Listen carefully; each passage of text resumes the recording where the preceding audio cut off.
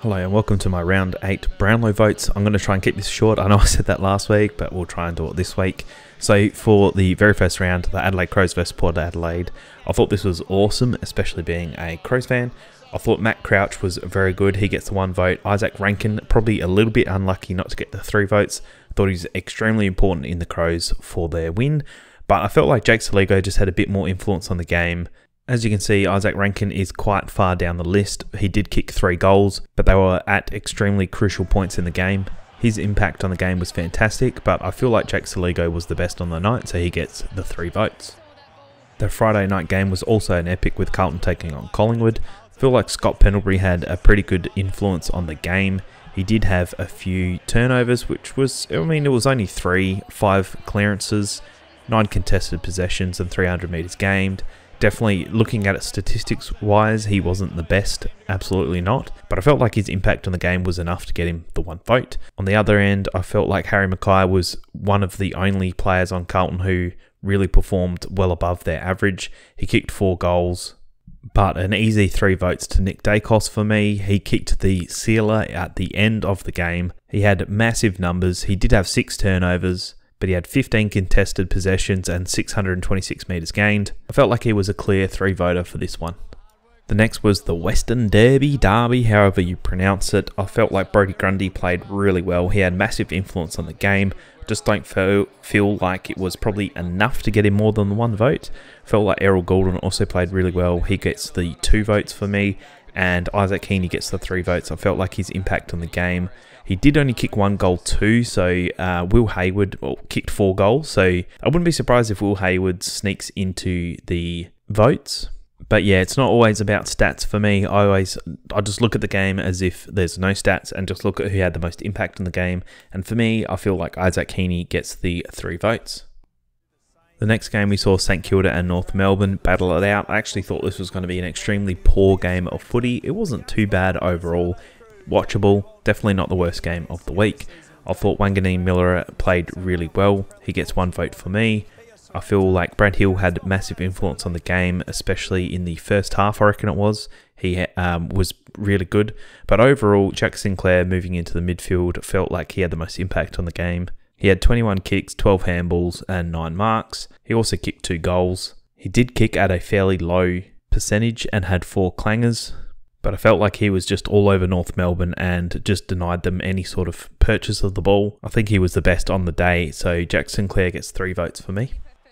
Turns out the Cats can be defeated. Melbourne beat them.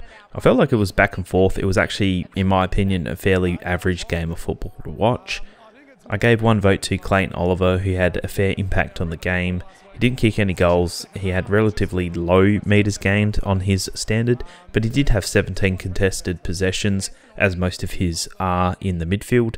I did feel like he had a decent amount of influence on the game. Tom Atkins I gave 2 votes for. He had 11 tackles, 5 frees, 4. He didn't have a huge amount of metres gained, but he also had 16 contested possessions. Felt like he was the best for the Cats. And Stephen May I gave 3 votes, which he had a huge amount of marks, just intercept marks. He only had 2 clangers. He kicked at 96% accuracy. He was, for me, the best player on the day. The West Coast Eagles almost keep winning. They just missed out by a goal. Essendon should have beaten by a lot more, I felt. But I don't mind this new look West Coast Eagles. It actually looks like they're putting in an effort. I'm not sure what's happened since Gather Round, but they've actually put in effort, which is great to see.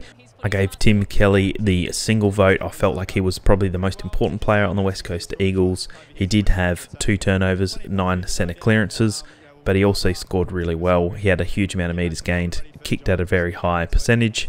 I felt like he had a massive influence in the midfield, just wasn't enough to get the job done.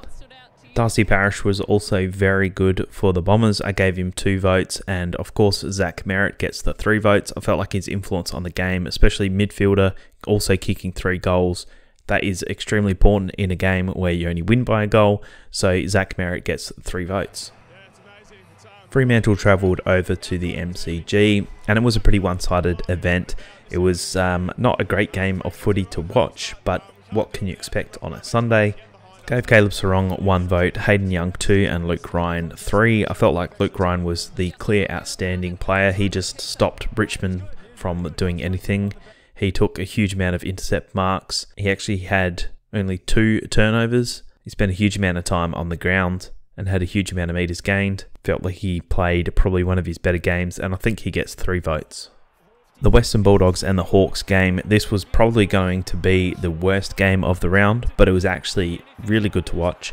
The intensity from both teams was really awesome, especially the Hawks. They just didn't give up. It was a very physical game, which you love to see. Great to see quite a few of the young players for the Hawks step up and play really well. I gave 1 vote to Tim English. I felt like if the Dogs won, he may have jumped to 2. He had a massive impact on the game. He had 31 hit-outs, 2 goals, only 2 turnovers, and he kicked at 100% efficiency, which is insane for a ruckman. It's probably a bit unfair to only get 1. While English did have a very good game, I felt like Meek also had a very good game, so he didn't exactly shut Meek down. So I think for that he gets 1 vote. James Sicily answered the critics, and I felt like he played probably one of the best games I've seen for a very long time. He gets 2 votes. Dislocated his shoulder, he came back, put that big captain's effort in, and I feel like he gets 2 votes for it. But for me, Jarman Impey was the best on the day. He had 23 kicks, 4 handballs, and 12 marks. He was the conduit from the back line to the forward line, and I felt like he was massive in the Hawks' chance to win. And for that, I gave him 3 votes. And the final game, we saw the Q clash, and this was clearly the worst game of the round. The Gold Coast Suns just couldn't do anything. Brisbane Lions tried their hardest to injure every single player on the team. The Gold Coast Suns just did absolutely nothing about it. It was very strange, pretty poor from both sides, I thought. Definitely not a good game of footy to be watching.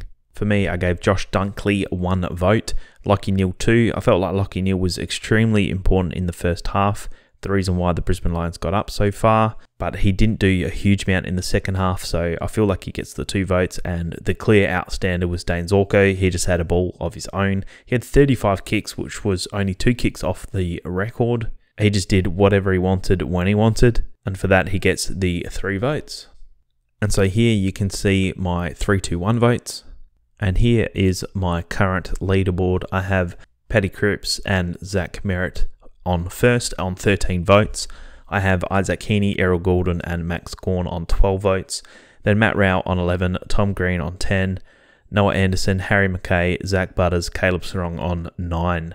So you can start to see there is a little bit of a leaderboard, a little bit of a leader's pack, so to speak, getting away from the mid part of the crowd, where you can see pretty much from that 12 down to 15 spot, they almost doubled the votes. So we are sort of getting a little bit of a leaderboard, a group of players that are starting to move away from the rest of the pack. So we'll see how that goes further on in the season. Thank you very much for watching. I'm still trying a new format for these videos, so if you like it, you don't, leave a comment below, let me know, and I'll see you in the next video. Thanks for watching.